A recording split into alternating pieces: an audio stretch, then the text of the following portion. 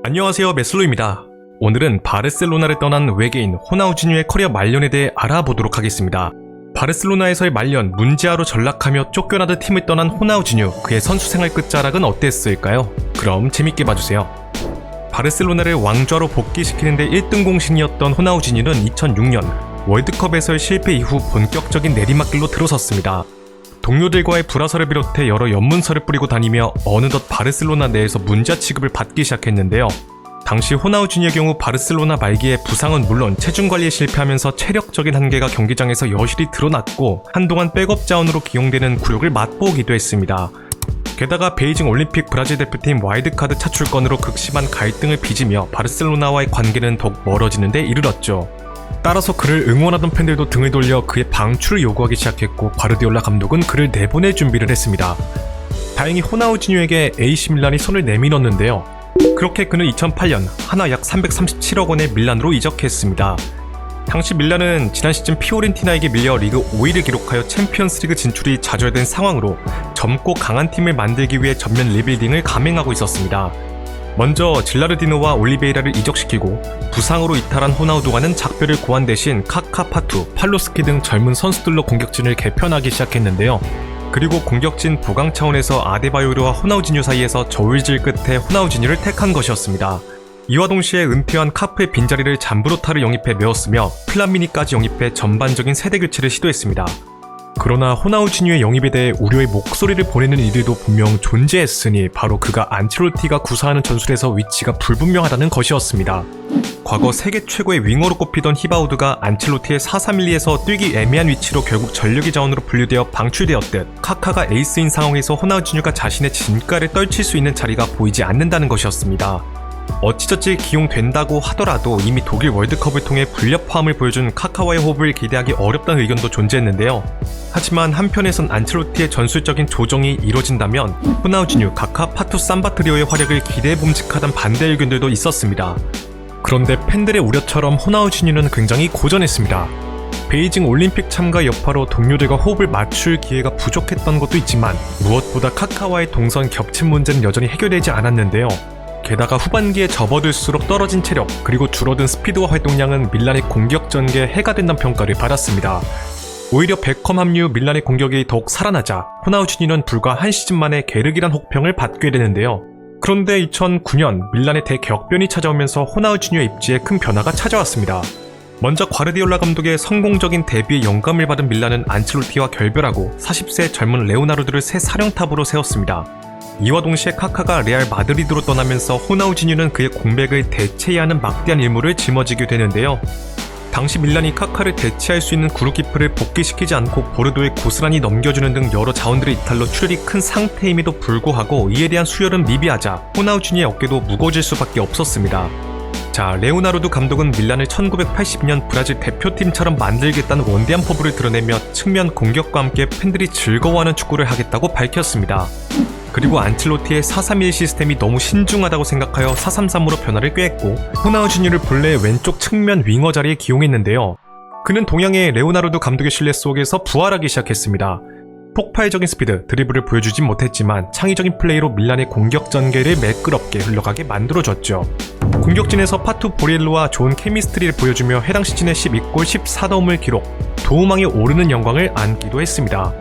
그러나 동양의 레오나르도 감독이 베를로스코니 구단주와의 마찰 끝에 밀란과 계약을 해지하게 되고 후임으로 온 알레그리 감독이 전술적 변화를 시도하며 공격의 중심이 새롭게 영입된 질라탄과 호비뉴와 같이 다른 선수들에게로 옮겨가기 시작했는데요. 결국 주전 경쟁에서 밀려나 출전 시간이 줄어들고 말았습니다.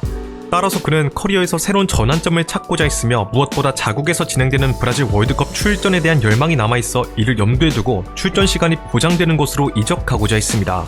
결과적으로 시즌 중이었던 2011년 1월 호나우지뉴는 자신에게 상당한 연봉을 제안한 자국 브라질의 플라밍구로 이적하게 되었습니다.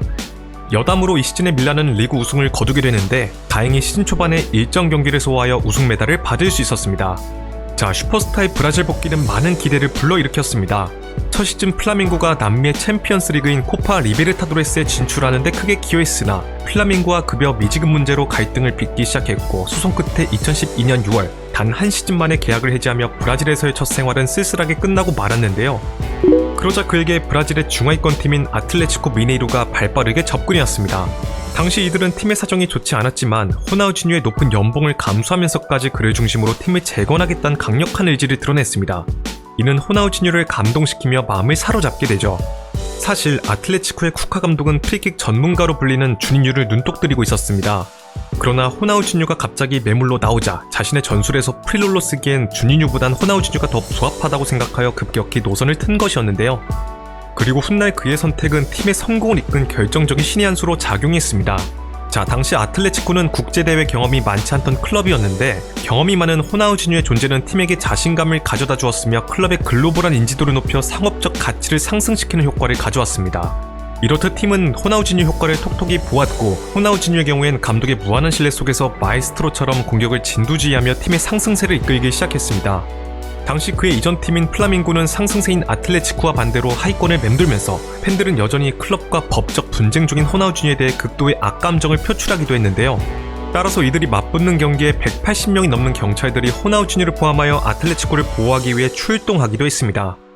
이렇듯 2012 시즌 회춘한 호나우지뉴는 리그에서 9골 12도움을 기록하며 고작 한 시즌 전만 해도 강등 위기에 처했던 하위권 팀을 리그 최종 2위 코파 리베르타도레스 진출권을 획득하게 만드는 데 1등 공신 역할을 했습니다.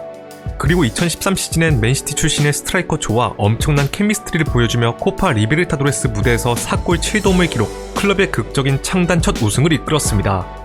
아틀레티코가 남미 축구계에서 강팀으로 평가받던 팀은 아니었기 때문에 이들의 우승은 예상을 뒤엎는 결과였으며 호나우지뉴의 창의성과 리더십이 우승에 큰 영향을 미쳤다고 할 수 있었습니다. 이 우승으로 어느새 그는 아틀레티코의 팬들로부터 거의 신적인 존재로 평가받게 되죠. 그리고 네이마르를 제치고 남미 올해 선수에 선정되며 건재함을 과시하기도 했습니다. 하지만 우승을 거둔 뒤 부상으로 고전을 면치 못하며 결국 2014년에 상호 합의하에 계약을 종료하게 되는데요. 그러나 아틀레티코의 성장을 이끈 점은 여전히 고평가를 받았고 QPR로부터 계약 제한을 받았다는 소문도 돌며 유럽 리턴설이 제기되기도 했습니다. 이뿐만 아니라 당시 리켈메가 떠나 공석이었던 보카 주니어스의 10번 자리를 물려받을 것이라는 루머가 돌기도 했었죠. 그런데 그는 2014년 9월 정말 뜬금없이 멕시코의 케레타로로 이적했습니다.